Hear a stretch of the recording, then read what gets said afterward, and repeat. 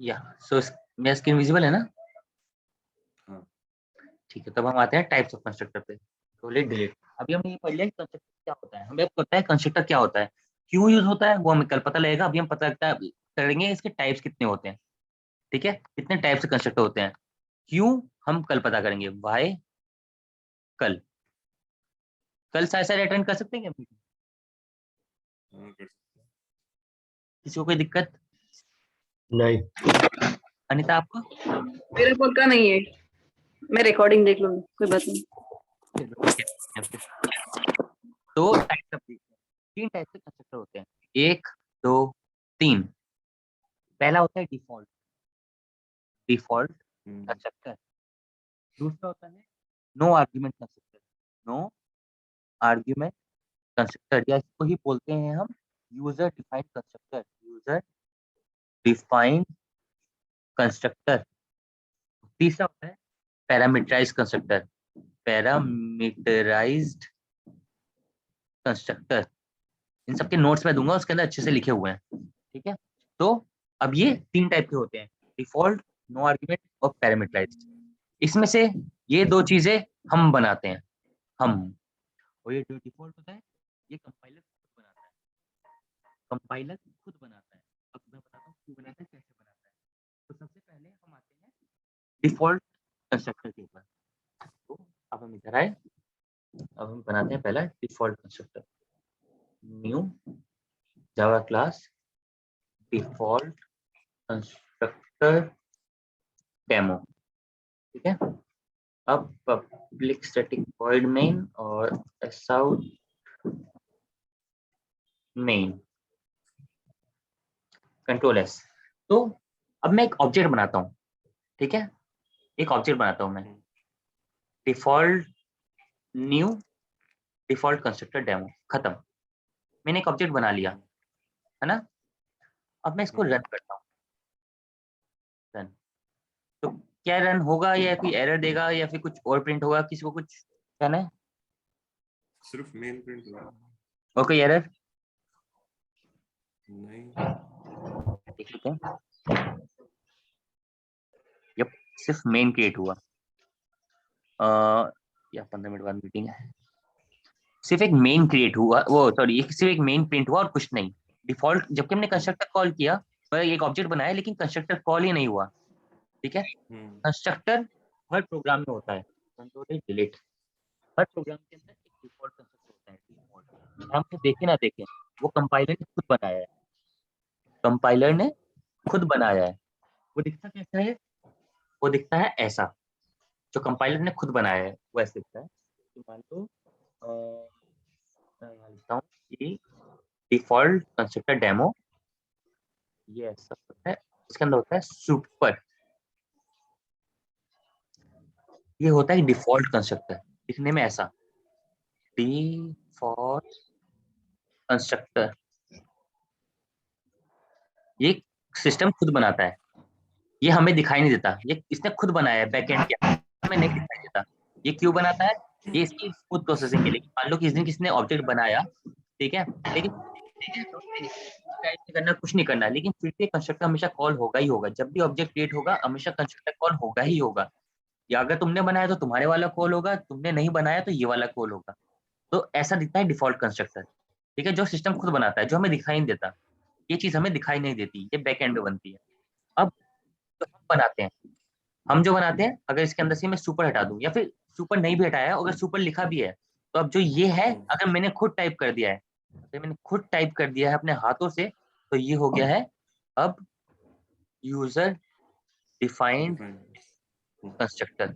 मेरे लिखते ही, चाहे मैंने सेम ही चीज लिखी हो, वो है कंस्ट्रक्टर। ये इसका दूसरा नाम होता है नो आर्ग्यूमेंट कंस्ट्रक्टर। ठीक है, कंस्ट्रक्टर यूजुअली जो हम वो यूजर डिफाइंड कंस्ट्रक्टर बनाते हैं, या फिर नो आर्ग्यूमेंट कंस्ट्रक्टर बनाते हैं, उसके अंदर हम सुपर नहीं लिखा करते।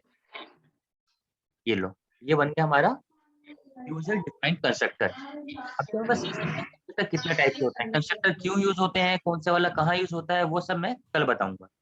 ठीक है, टाइप होते हैं, तो हम एक सीख चुके हैं होता है जो खुद बनाता है, वो दिखने में कैसा होता है, सेम टू सेम ऐसा, बस के अंदर सुपर लिखा होता है। ठीक है, वो हमें नहीं दिखाई दे रहा है, सुपर जो हमें नहीं दिखाई दे रहा। बैकग्राउंड से आवाज आ रही है। Okay, thanks.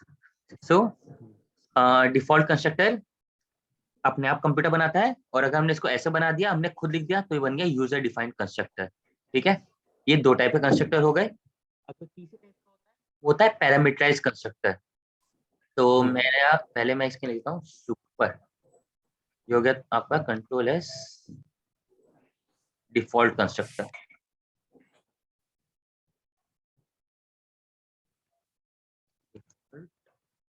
कंस्ट्रक्टर अब मैं अगला बताता हूँ, इसका पैकेज बनाना चाहिए था।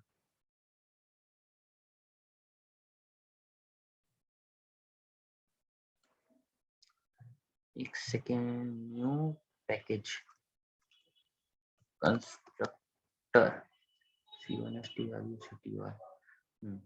इसका नाम करते हैं हम यूजर डिफाइंड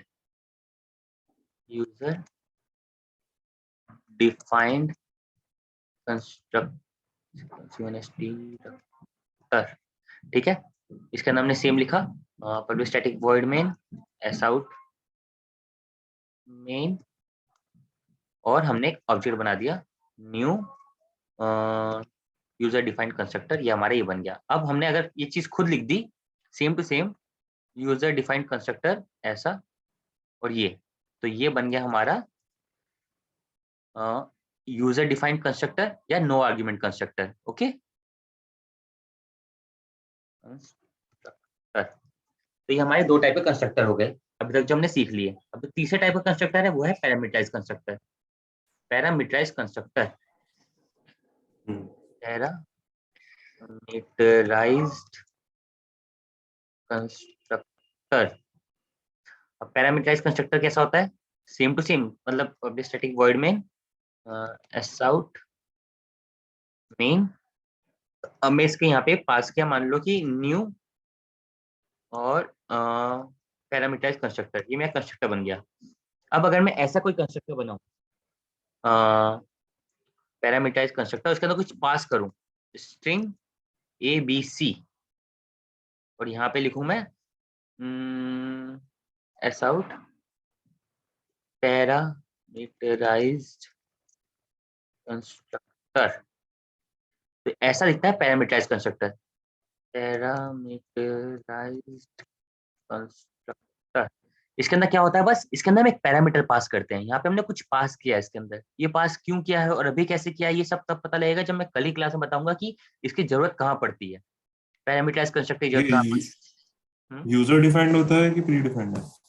ये यूजर डिफाइंड होता है। पैरामीटराइज कंस्ट्रक्टर हमेशा और हमेशा यूजर ही डिफाइन करता है, यूजर डिफाइंड। ठीक है, अगर हम कंस्ट्रक्टर ना यूज करें, अगर तुम कहोगे यार सुमित चल इसका तो मतलब समझ में कल आएगा मुझे कि हमने कुछ पास किया है, ये हमें कुछ दे रहा है, ठीक है, लेकिन हमने ये क्यों क्रिएट कर दिया, यूजर डिफाइंड कंस्ट्रक्टर क्यों क्रिएट किया, ये तो कुछ भी नहीं कर रहा। और अगर कुछ भी नहीं करवाना हमसे हमें इससे, तो इसके लिए तो फिर डिफॉल्ट कंस्ट्रक्टर ही सही है ना, जब हमें कुछ भी नहीं करवाना। लेकिन again user defined constructor is a good practice, good practice. हमेशा कभी भी कंस्ट्रक्टर, हमेशा हर एक क्लास के अंदर खुद का एक कंस्ट्रक्टर खुद बनाना चाहिए, ये एक गुड प्रैक्टिस है। ठीक है, it is just a good practice का कोई अलग दुनिया में इसका कोई दूसरा काम नहीं है, सिर्फ और सिर्फ एक गुड प्रैक्टिस है। ठीक है, यूजर डिफाइंड या फिर नो आर्गुमेंट कंस्ट्रक्टर, जब भी तुमसे पूछा जाए नो आर्गुमेंट कंस्ट्रक्टर क्या होते हैं, it is a user defined constructor जो कि हम बनाते हैं ताकि हमें डिफॉल्ट कंस्ट्रक्टर यूज ना करना पड़े, and it is a good practice, that's it. इसका जीवन में काम सिर्फ इन्हीं 3 लाइनों का है। जो सबसे ज्यादा काम आएगी कंस्ट्रक्टर के अंदर लाइन, वो आएगी ये वाली कि पैरामीटराइज कंस्ट्रक्टर। पैरामीटराइज कंस्ट्रक्टर क्या चीज होती है, ये हम कल डीप में पढ़ेंगे। ठीक है, अभी आपको मोटा मोटा 3 चीज समझ लेनी है। डिफॉल्ट कंस्ट्रक्टर क्या होता है, जो कंप्यूटर खुद बनाता है, कंपाइलर खुद बनाता है, वो कैसे दिखती है, उसकी इमेज याद रखनी है। दूसरा नो आर्गुमेंट कंस्ट्रक्टर जो यूजर डिफाइन करता है, इसका सिर्फ और सिर्फ काम है गुड प्रैक्टिस। तीसरा जो है पैरामीटराइज कंस्ट्रक्टर, उसके अंदर हम कुछ पैरामीटर पास करते हैं, जैसे हम यहाँ पे कुछ पैरामीटर पास किए हैं। अभी पैरामीटर कैसे पास किए हैं, इसको क्यों पास किए हैं, और इसकी जरूरत क्या है, वो हम कल की क्लास में देखेंगे। तो मैं एक बार इसकी रिकॉर्डिंग